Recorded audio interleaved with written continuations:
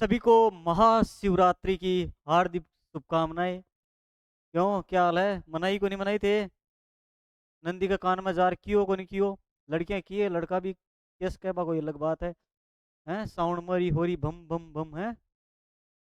तो करते हैं शुरुआत। ये हिस्ट्री की क्लास रहने वाली है और हिस्ट्री में फर्स्ट सेमेस्टर के लिए बीए बीएड के लिए क्लास है। एक रात पहले पढ़कर पास करने वाली क्लास है, तो इसमें आपका स्वागत। और ये अपने शंकर जी सर है, आज मैं आया हूँ, कोई बात नहीं। और इंस्टाग्राम आईडी फॉलो नहीं करी है तो मारे के बाबर कर लियो। क्यों, तू बड़ो विद्वान है के? अरे, विद्वान वाली बात को नहीं। स्टोरी लगाओ यहाँ पर, क्या चीज़ की स्टोरी लगाओ थे? अरे स्टोरी यहाँ लगाओ आप टाबरो के पेपर के बारे में जानकारी, यूनिवर्सिटी के बारे में जानकारी, कोई भी चीज है था तो इन्फॉर्मेशन थाने सही और मिलती रहे। इसके लिए व्हाट्सएप के अपनो चैनल है पीडीएसयू गेस्ट पेपर, इन्हें भी फॉलो करो। टेलीग्राम भी है और वो बीएससी वाला चैनल और शेगावड़ी एग्जाम अड्डा ये अपना चैनल है, अन भी थे, सब्सक्राइब जरूर करो। तो करा शुरुआत। पहला प्रश्न ये है, पुरातत्व से आप क्या समझते हैं? पुरातत्व क्या है? तो इसका आंसर क्या रहने वाला? पुरातत्व आप जानते नहीं हो क्या? जिसमें सभ्यता, कोई भी सभ्यता है उसके बारे में जो जानकारी मिलती है, उसके बारे में खोज, और उसकी खोज में जो जो वस्तुएं प्राप्त होती है, उसके बारे में लोग किस प्रकार से रहा करते थे, इस बारे में जो जानकारी मिलती है वो कहाँ पर मिलती है? वो सभ्यता में मिलती है। यानी कि सभ्यता का मतलब ये होता है सभ्य लोगों का निवास स्थान, जहाँ पर लोग निवास स्थान, जहाँ पर लोग रहा करते थे, उसके बारे में जानकारी मिलती है। इसमें हड़प्पा सभ्यता है आपकी राजस्थान में, कालीबंगा, पीलीबंगा, रंग महल, आहड़ और सरजी गणेश्वर, इसके अलावा विराट नगर या बेराट जो सभ्यता है। भारत में बात करें, धोलावीरा है, राखी गड्डी है। हाँ जी सर, ए भी है हड़प्पा, मोहनजोदड़ो बेबी है। हाँ बिल्कुल, बेब तो बे ही है मेन तो देखो, पुरातत्व वह विज्ञान है जिसके द्वारा पृथ्वी के गर्भ से छिपी हुई पुरानी सभ्यताओं का अध्ययन और जो खुदाई से हमें ज्ञान की प्राप्ति होती है, उसे क्या कहा जाता है? सभ्यता कहा जाता है। क्यों, किसी की लगी परिभाषा? अच्छा, ठीक है फिर ले भाई अगला प्रश्न। ओसीपी, ओसीपी संस्कृति से क्या समझते हैं? ओसीपी संस्कृति का तात्पर्य occur coloured poetry, occur coloured poetry या गेरिक मर्दबांड संस्कृति से है, जो उत्तरी भारत में कांस्य युग की एक पुरातत्व की संस्कृति मिलती है। तो पुरातत्व में हमें तांबा युगीन, कांसा युगीन, लोहे युगीन जो सभ्यताओं के बारे में जो जानकारी मिली है। और इसमें भी कौन सी है? मर्दभांड की संस्कृति। मर्दभांड का मतलब है भांडा, बर्तन भांडे जो मिट्टी के बने हुए होते थे ना, अलंकृत होते थे। कहाँ कहीं पर ईंटों के बारे में बनावट, मकानों की जो विशेषता मिली है वो भी देखेंगे अपन। अगला प्रश्न है, हड़प्पा सभ्यता का प्रमुख नगर लिखिए। हड़प्पा सभ्यता का, हड़प्पा का पहले बात करें तो नंबर एक है मोहनजोदाड़ो। मोहनजोदाड़ो ये सभ्यता का एक प्रमुख शहर है। इसके अलावा धोलावीरा है, धोलावीरा है, लोथल है, कालीबंगा है, राखी गड्डी है, और सबसे पहला खोजा गया जो शहर है, हर पहला खोजा गया जो नगर है, वो आपका कौन सा है? हड़प्पा। सबसे पहले किसे खोजा गया था?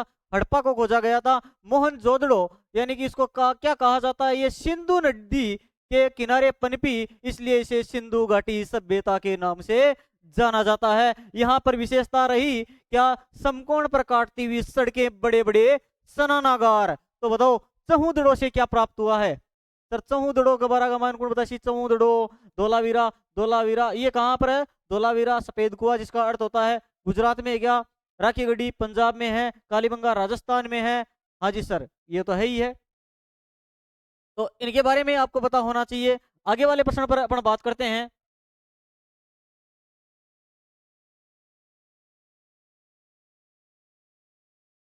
रचना किस काल में हुई है? तो ऋग्वेद की रचना आपके 1500 से लेकर 1000 साल पहले हुई है। 1000 साल पहले ही इसका, इसे क्या ऋग्वेद में सबसे पहले जो वेद आया वह ऋग्वेद है। सबसे प्राचीन वेद कौन सा है? ऋग्वेद है। वेदों की संख्या कितनी बताई जाती है? 4। ऋग्वेद कितने हैं? 4। वेदांग कितने हैं? 6। ऋग्वेद, यजुर्वेद, सामवेद और अथर्ववेद। अर्थवेद होता है क्या? नहीं, अथर्ववेद होता है ये। और इसमें ऋग्वेद में प्रमुख देवता इंद्र, इंद्र के साथ में अग्नि, अग्नि के साथ में वरुण और सोम, ये प्रमुख देवता रहे हैं। तो देवता, और इसमें ऋग्वेद में 1028 सूक्त हैं। कितने सूक्त हैं? 1028 सूक्त हैं। करो याद। सर जी याद है? तो फिर याद तो बहुत ही बढ़िया बात है। याद होना भी चीज है, हिस्ट्री का टबर होते है। हाँ जी सर जी, यहाँ ना चढ़ो मन। अरे मैं कहा चढ़ाऊ लाग दो, कुछ डेढ़ा हो। आगे बताओ। अगला है जैन धर्म के संस्थापक कौन है? जैन धर्म के संस्थापक बताए जाते हैं महावीर स्वामी को। महावीर स्वामी ये 24वें तीर्थंकर थे। कौन, कितने नंबर के? 24वें तीर्थंकर थे। 599 में इनका क्या होता है? जन्म। ईसवा पूर्व में क्या हुआ था? जन्म हुआ था। अहिंसा पर इन्होंने बल दिया। अहिंसा, सत्य को ये मानते थे। असत्य, अस्ते, ब्रह्मचर्य का पालन करना, ये जैन धर्म में। ठीक है, आगे बात करें। अगला प्रश्न क्या रहेगा? अगला प्रश्न आपके हैं अशोक का धम्म क्या है? अशोक ने क्या धम्म, अशोक चक्र के बारे में आप जानते हो? अशोक के बारे में धम्म, अशोक ने क्या कहा था कि अत्याचार अहिंसा को हम त्यागेंगे। ये मौर्य साम्राज्य से संबंधित रहने वाले हैं। इससे मौर्य काल से अशोक में आता है, मौर्य काल से संबंधित है। इनका मानना था कि सभी धर्म एक समान है, सभी धर्मों को एक समान मानना चाहिए। आगे वाले प्रश्न पर बात कर लेते हैं। लो जी, पुष्यमित्र सूंग कौन है? पुष्यमित्र,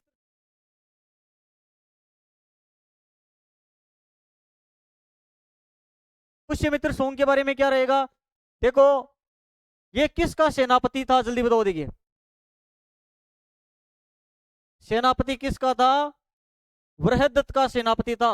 बृह बृहद बृहदत्त, बृहदत्त ये मौर्य सम्राट हुए। कोई मौर्य सम्राट बृहदत्त के क्या रहे? ये सेनापति। और इसकी हत्या किसने की बताओ? बृहदत्त की हत्या किसने की थी? इसी ने, पुष्यमित्र ने बृहदत्त की हत्या की। और फिर सूंग वंश की क्या रखती? नींव डाली थी। इसलिए इंपोर्टेंट बनता है कि मौर्य शासक बृहदत्त की हत्या करके पुष्यमित्र क्या बन जाता है? शासक बन जाता है। और सूंग वंश की भारत में क्या डालता है? नींव डालता है। आगे प्रश्न पर चर्चा करें। गुप्त काल का स्वर्ण काल, तो गुप्त काल का स्वर्ण काल समुद्रगुप्त और मौर्य काल में, गुप्त काल में आपके चंद्रगुप्त मौर्य के समय के माना जाता है। समुद्रगुप्त और चंद्रगुप्त, क्यों कहते हैं भाई इस समय क्या होता है? समुद्रगुप्त व आपके चंद्रगुप्त के समय जो है गुप्त काल में मंदिर निर्माण की प्रथा शुरू होती है। मंदिर निर्माण करवाए गए, मंदिर निर्माण प्रारंभ हुए इस समय। और जिसके कारण मंदिरों का निर्माण करवाए जाने के कारण इसके काल को क्या माना जाता है? गोल्डन पीरियड, स्वर्ण काल कहा जाता है। और इस समय साहित्य कला पर बल दिया गया। साहित्य, कला, विज्ञान, गणित, इनमें प्रगति हुई बहुत ज्यादा। धर्म और संस्कृति का यहाँ पर क्या होता है? विकास होता है। गोल्डन पीरियड इसीलिए जाना जाएगा क्योंकि बहुत सारी चीजें, मंदिरों का निर्माण हुआ, साहित्य, कला, विज्ञान, गणित और प्रगति के क्षेत्र में धर्म और संस्कृति को इन्होंने बढ़ावा देने का कार्य किया। चंद्रगुप्त मौर्य और समुद्रगुप्त, इन दोनों के समय के ही बातें ध्यान रखना। आगे वाले पर बात कर लेते हैं। लो जी सर, नेक्स्ट। लो जी, संगम साहित्य में ये तमिल, संगम साहित्य का संबंध तमिल भाषा से है। और भाषा, राज्य आपके तमिलनाडु रहेगा।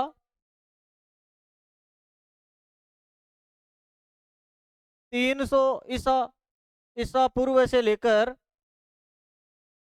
300 ईस्वी के बीच, 300 ईसा पूर्व से लेकर 300 ईस्वी के बीच के ये काल रहा। इस समय ये लोग क्या है, युद्ध प्रेमी हुआ करते थे, युद्ध प्रेमी थे। राजाओं और सामाजिक लोग रहते थे, संस्कृति ये प्रेमी थे। इसके बारे में जो जानकारी मिलती है वो आपके संगम साहित्य के रूप में हम उसे पढ़ते हैं। तो संगम साहित्य में तमिलनाडु के क्षेत्र में युद्ध के राजाओं के सामाजिक और संस्कृति का जो वर्णन मिलता है उसे, और भाषा इसकी तमिल रहने वाली है। 300 से लेकर 300 ईसा पूर्व से लेकर 300 ईस्वी के काल को आप क्या बोलोगे, संगम साहित्य का काल बोला जाएगा। और इसमें राजाओं के बारे में जानकारी, सामाजिक लोगों के बारे में जानकारी और इसके समय की संस्कृति का जो उल्लेख मिलता है, वही जो अध्ययन है वो संगम साहित्य का अध्ययन कहलाता है। आगे वाले प्रश्न पर हम चर्चा कर लेते हैं। लो जी बाबू भैया, नालंदा विश्वविद्यालय का महत्व क्या था? नालंदा विश्वविद्यालय बहुत ज्यादा इंपॉर्टेंट है। अति देखो, ये तो मैं लिखवाऊंगा, सबसे प्राचीन विश्वविद्यालय है भारत का, ध्यान रहे, भारत का सबसे प्राचीन विश्वविद्यालय है, सबसे प्राचीन विश्वविद्यालय।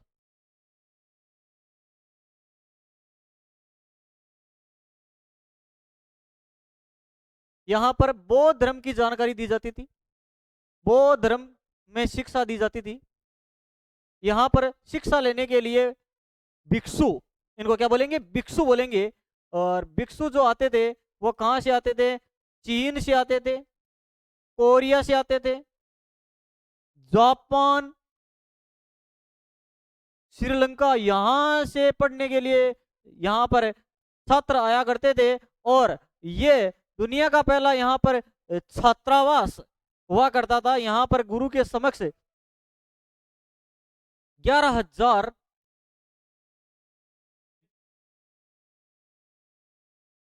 11,000 कमरों यहाँ पर एजुकेशन के लेने के लिए, जो छात्रों के लिए कमरे बने हुए थे, 11,000 के लगभग कमरे हुआ करते थे। ये किसने नष्ट कर दिया था? हिस्ट्री का पॉइंट है कि इसको नष्ट करने का जो कार्य है वो आग के वाले करने के लिए पोतीखाने में आग लगा दी थी। वो आग लगाने का कार्य किसके द्वारा किया गया था? ये कमेंट करके आप बताना, क्योंकि मुझे पता है आप कमेंट करोगे नहीं, इसलिए ये प्रश्न पूछ के जा रहा हूं मैं। आगे वाले प्रश्न पर चर्चा कर लेते हैं बाबू भैया।